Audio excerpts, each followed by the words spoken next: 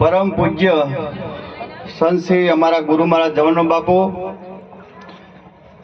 બાજુ રવજીરામ બાપુ ડીસાથી, પરમ પૂજ્ય સંત શ્રી બલજીરામ મહારાજ પાદર, બાબુરામ મહારાજ, સંત શ્રી ભગવતરામ મહારાજ, સંત શ્રી નવીનરામ મહારાજ વાગડોલ, સંત શ્રી જસુરામ મહારાજ, મિયાચંદ મહારાજ, સંત શ્રી પરમ પૂજ્ય પીએસ વાઘેલા સાહેબ, જોરારામ મહારાજ ડીસા, અમારે સગરમભા, યકુરામ મહારાજ સમૂહ, ખૂબ ખૂબ વંદન કરું છું. મારા આમંત્રણને માન આલીને મારું આગણું પવિત્ર કર્યું. બીજું તો શું ઘણું, પણ અમારે કંબોયા સાહેબ, અતુલભાઈ અને આખો પ્રજાપતિ નગરનો પરિવાર કેટલી બધી જહેમત ઉઠાવી આ પ્રસંગની અંદર કે જ્યારથી આજર્યું ત્યારથી એક ખડે પગે છે. એટલે અહીંયાનો ખૂબ ખૂબ આભાર છું. મહાપુરુષો એકની એક વાત કરી કે ભજન કરો.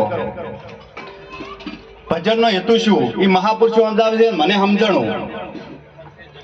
બધાને લગભગ ખબર જ છે કે હું 20 દાડા પહેલા ચેટલી વેદનામાં હતો. પણ મહાપુરુષોના ચરણામાં છે ને એટલે વેદના આપણે દેખાતી નહીં. નકે આ જીવાતમાં દુઃખ સિવાય કોઈ ભાળી રહ્યો નથી. એક એક માણસને દુઃખ સિવાય કોઈ છે જ નહીં.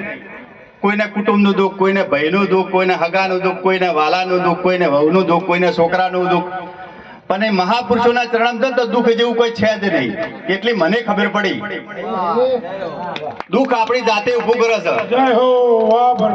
વાત સીધી કરું કે બટાકાનું શાક તમને ભાવે છે ને મને નથી ભાવતું, તમને નથી ભાવતું એટલે દુઃખ છે, અને મને ભાવે છે એટલે સુખ છે. સીધું સટ. એટલે મહાપુરુષોએ સમજાવે છે, અને સંતોના શરણા જેવું કોઈ સુખ છે જ નહીં. હર ઘડીએ હર પલકે આનંદ સિવાય કોઈ છે નહીં. અને આનંદનો જ્યારે મેળો છે, અને સુખના જ્યારે દાતા ડોક્ટરો છે.